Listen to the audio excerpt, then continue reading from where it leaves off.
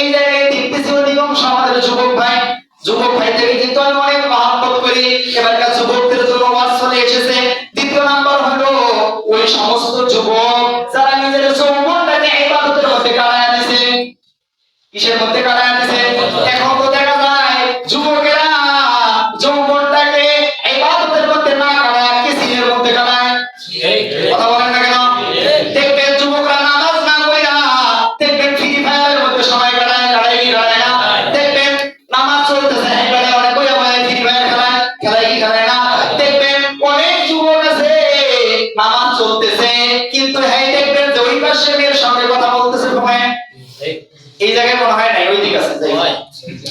তো এইরকম যুবক ভাই আমি তোমাদের পায়ে ধরি হাতে ধরি বলি শোনো, কঠিন কিয়ামতের ময়দানে কিন্তু আল্লাহ তাআলার কাছে তুমি যৌবন কোন কাজে ব্যয় করছো এর হিসাব দেওয়া লাগবে।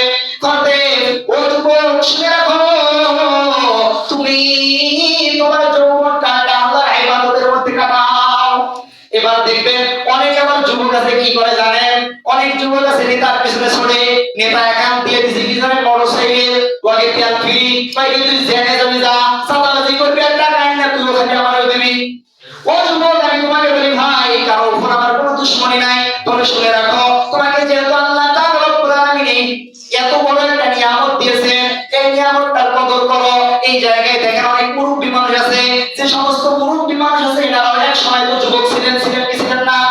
ছিলেন। আচ্ছা বলেন দেখি যারা মুরব্বী হয়ে গেছে এরা যদি এখন থেকে নিয়ে কিয়ামত পর্যন্ত আল্লাহর কাছে দোয়া করে আল্লাহ আমাদের জীবন বানায় দাও দিবে? তো ভাবতে কোন নেতার কথায় তুমি আজকে তোমার যৌবনটা তুমি নষ্ট করতেছো? কোন গায়িকাকে তুমি মডেল বানাইছো?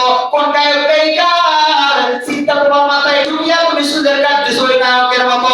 তুমি কার জন্য তুমি দাড়ি কাটতেছো? যুবক তুমি একটা মিনিট চিন্তা করিও, এই সময়টা কিন্তু ইবাদতের সময়। আল্লাহর হাবিব সরকারে দোয়া তিনি বলেন যুবক বান্দা যখন আল্লাহ তাআলা রব্বুল আলামিন ওনার কাছে সিজদা দেন, সিজদাতে আল্লাহ তাআলা রব্বুল আলামিন আরশ পর্যন্ত কাঁপে ওঠে। সুবহানাল্লাহ বলবেন না? তাহলে যুবকের কি পরিমাণ পাওয়ার?